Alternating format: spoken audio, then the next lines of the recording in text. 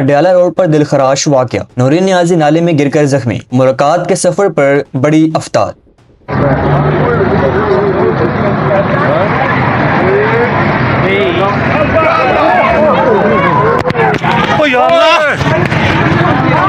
جہاں ایک طرف بانی P T I Imran Khan کو پیمز ہسپتال منتقل کیے جانے کی خبریں گرم تھی، وہیں اڈیالہ جیل کے راستے سے ایک ایسی پریشان کن خبر سامنے آئی ہے جس نے تحریک انصاف کے کارکنوں میں تشویش کی لہر دوڑ دی ہے۔ عمران خان کی ہمشیرہ نورین نیازی جو اپنے بھائی سے ملاقات کے لیے جا رہی تھی، ایک ہولناک حادثے کا شکار ہو گئی ہیں۔ لیکن یہ حادثہ کیسے ہوا اور اس کے ذمہ دار کون ہے، یہ وہ سوالات ہیں جو اب سوشل میڈیا پر طوفان کھڑا کر رہے ہیں۔ تفصیلات کے مطابق یہ واقعہ راولپنڈی میں اڈیالہ جیل کے قریب داگن ناکے پر پیش آیا۔ بتایا جا رہا ہے کہ علاقے میں سیوریج لائن کی تعمیر کا کام جاری تھا۔ نورین نیازی جب اس زیر تعمیر حصے کو عبور کرنے کی کوشش کر رہی تھی تو اچانک ان کا پاؤں پھسل گیا اور وہ توازن برقرار نہ رکھتے ہوئے براہ راست گہرے نالے میں جا گری۔ اس حادثے کے نتیجے میں نورین نیازی کو شدید چوٹیں آئی ہیں۔ عینی شاہدین کے مطابق ان کے ہاتھ، پاؤں اور ناک پر گہرے زخم آئے ہیں اور موقع پر کافی خون بھی بہہ گیا۔ ان کے ساتھ موجود ایک اور خاتون بھی اس حادثے کی زد میں آ کر زخمی ہوئی، جن کی شناخت فی الحال پوشیدہ ہے۔